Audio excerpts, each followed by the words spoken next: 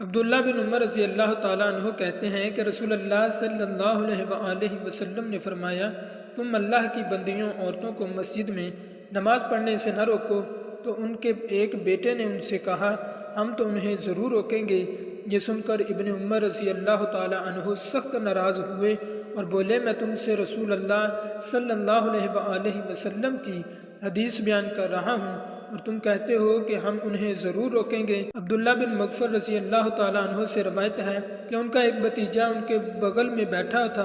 اس نے 2 انگلیوں کے درمیان کنکری رکھ کر پھینکی تو انہوں نے اسے منع کیا اور کہا، رسول اللہ صلی اللہ علیہ وآلہ وسلم نے اس کام سے روکا ہے اور فرمایا ہے کہ یہ کنکری نہ تو کوئی شکار کرتی ہے اور نہ ہی دشمن کو زخمی کرتی ہے، البتہ یہ دانت توڑ دیتی ہے اور آنکھ پھوڑ دیتی ہے۔ سعید بن جبیر کہتے ہیں کہ ان کا بھتیجا دوبارہ کنکریاں پھینکنے لگا تو انہوں نے کہا، میں تم سے رسول اللہ صلی اللہ علیہ وآلہ وسلم کی حدیث بیان کرتا ہوں کہ آپ صلی اللہ علیہ وآلہ وسلم نے اس کام سے روکا ہے اور تم پھر اسے کرنے لگے، میں تم سے کبھی بات نہیں کروں گا۔ قبیصہ سے روایت ہے کہ عبادہ بن صامت انصاری رضی اللہ تعالیٰ عنہ،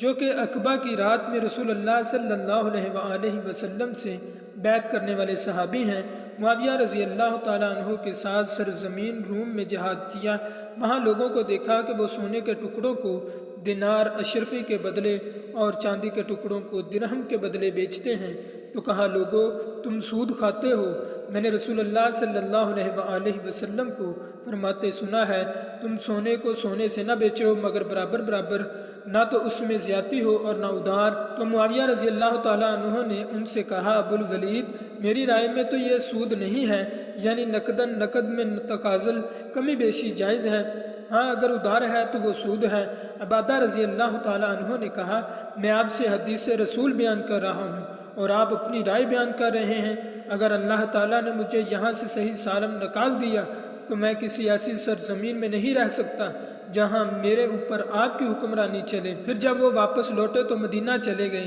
تو ان سے عمر بن خطاب رضی اللہ تعالیٰ عنہ نے پوچھا، ابو الولید، مدینہ آنے کا سبب کیا ہے؟ تو انہوں نے ان سے پورا واقعہ بیان کیا اور معاویہ رضی اللہ تعالیٰ عنہ سے ان کے زیر انتظام علاقہ میں نہ رہنے کی جو بات کہی تھی اسے بیان کیا۔ عمر رضی اللہ تعالیٰ عنہ نے کہا، ابو الولید، آپ اپنی سرزمین کی طرف واپس لوٹ جائیں، اللہ اس سرزمین میں کوئی بلائی نہ رکھے جس میں آپ اور آپ جیسے لوگ نہ ہوں۔ اور معاویہ رضی اللہ تعالیٰ عنہ کو لکھا کہ عبادہ پر آپ کا حکم نہیں چلے گا، آپ لوگوں کو ترغیب دیں کہ وہ عبادہ کی بات پر چلیں، کیونکہ شرعی حکم دراصل وہی ہے جو انہوں نے بیان کیا۔